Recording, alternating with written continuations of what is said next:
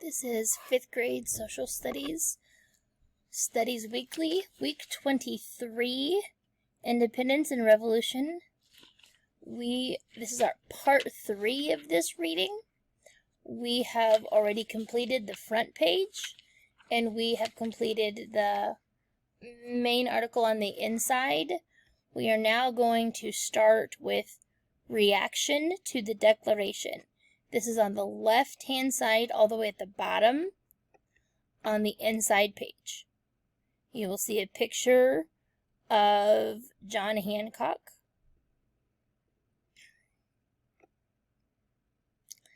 As President of the Continental Congress, John Hancock sent the Declaration of Independence to the government of Great Britain. In a letter dated July 6, 1776, he wrote, "Gentlemen, the Congress have judged it necessary to dissolve all connection between Great Britain and the American colonies, and to declare them free and independent states, as you will perceive by the closed declaration, which I am directed to transmit to you." King George received the letter and the document. He hired John Lind, a lawyer and political writer, to write a response to the Declaration. Lind denied all of the things the Americans said about the king. Lind also criticized the notion of unalienable rights. The response became a 132-page book. Newspapers in Great Britain were often printed what was happening in America and news from the Continental Congress. The British public knew how the Americans felt about the British government.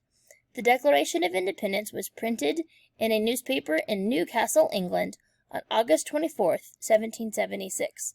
The full document was printed alone, with no introduction or comment. In Scotland, the oldest magazine in the world, called the Scots Magazine, printed the Declaration of Independence with negative comments attached. The author denied the statement that, quote, "all men are created equal," end quote.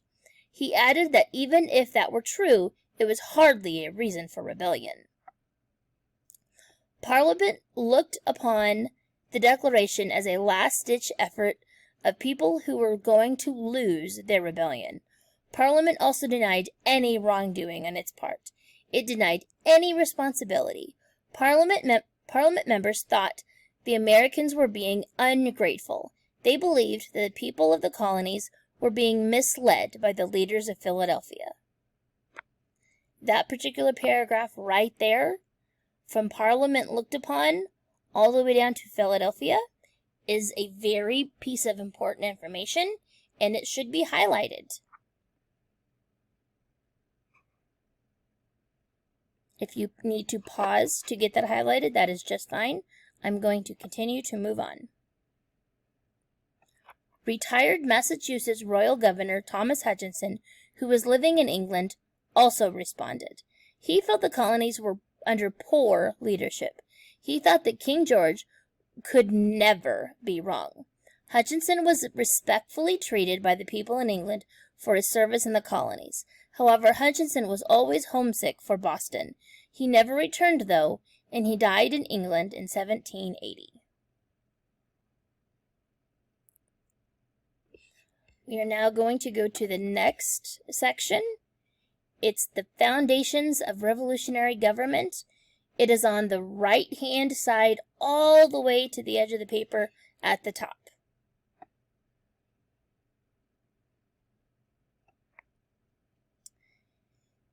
In 1776, a year after the first battles between American colonists and British soldiers, the Committee of Five was created. Its aim was to write the Declaration of Independence. Knowing that a war with Britain was on the horizon, the founders had spent the previous year reviewing and discussing each colony's charter.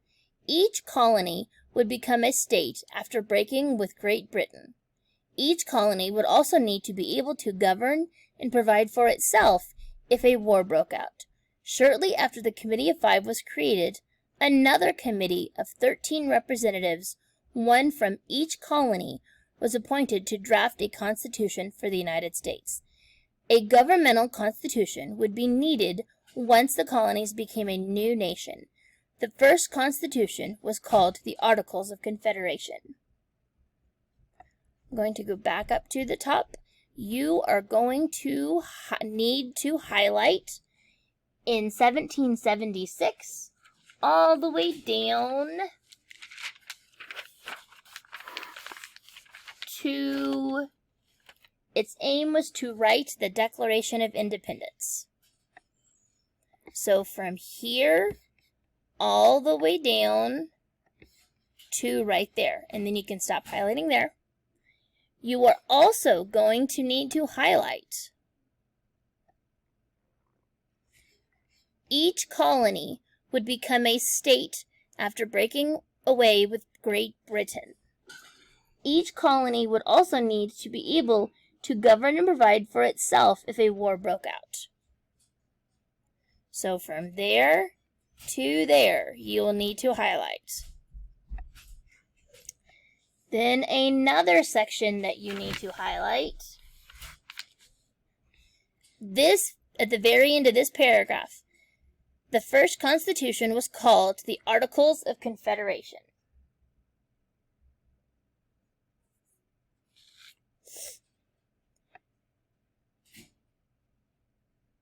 I'm going to continue reading here.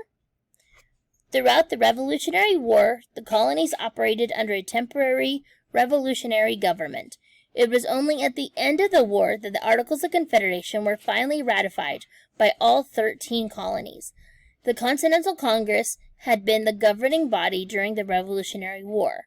When forming the Articles of Confederation, Congress looked at a confederation organization.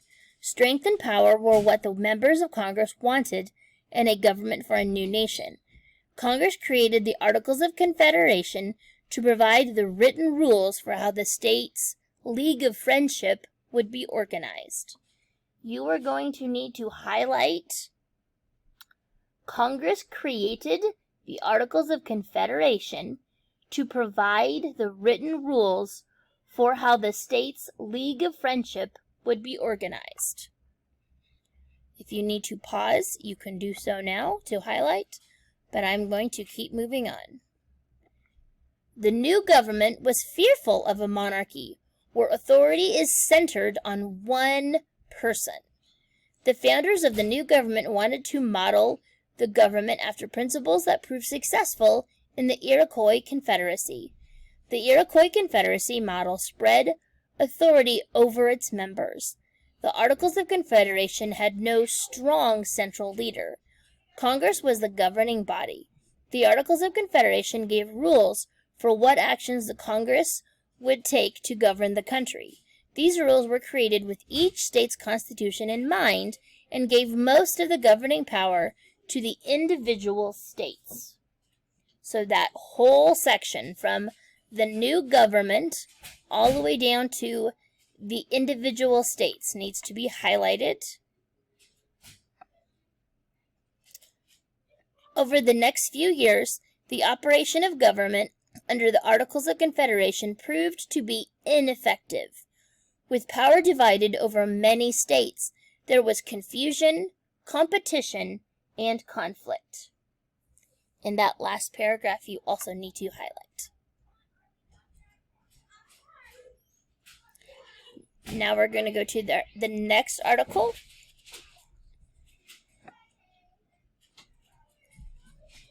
We've already done that part. So now we're going to go to Article 6, Civilian Control of the Military. It is on the right-hand side of the paper all the way down to the bottom. You will see a picture of a young George Washington there. Having sufficient national security while at the same time ensuring that armed forces won't undermine freedom and democracy has been a tricky balancing act throughout America's history. The purchase of officer commissions was a common practice in the British military during the 18th and 19th centuries. This meant that men who were wealthy, owned a lot of land, or had a lot of influential relatives of noble or wealthy standing could buy their way into the higher ranks of the military. Common people had almost no hope of being elevated to a higher ranking position. The power to make major military decisions rested in the hands of these higher ranking officers. This meant that the power and command of the British military remained in the hands of the rich and privileged. Another problem with creating an army was how to ensure that the army would have enough power to be successful without abusing its power and overthrowing the government. Members of the Continental Congress wanted to prevent these problems and to do away with the old military systems. They wanted to ensure that civilian government leaders had authority over the military. This would, in turn, ensure that the people had a say in how the military should operate. The Congress came up with the idea for a civilian-controlled army that had a similar system of checks and balances that the future U.S. government would have. Civilian control of the military meant the control of the armed forces would be in the hands of civilian government leaders elected by the people. To lead the army, a civilian was elected to be the commander-in-chief. The commander-in-chief had many responsibilities, such as commissioning other military leaders and reporting regularly to Congress. The commander-in-chief could not make decisions or accept terms of peace or war without Congress's approval first. General George Washington was elected to be the commander-in-chief of the Continental Army during the Revolutionary War. One example of how this power worked was when Washington was approached by British officers with offers of peace.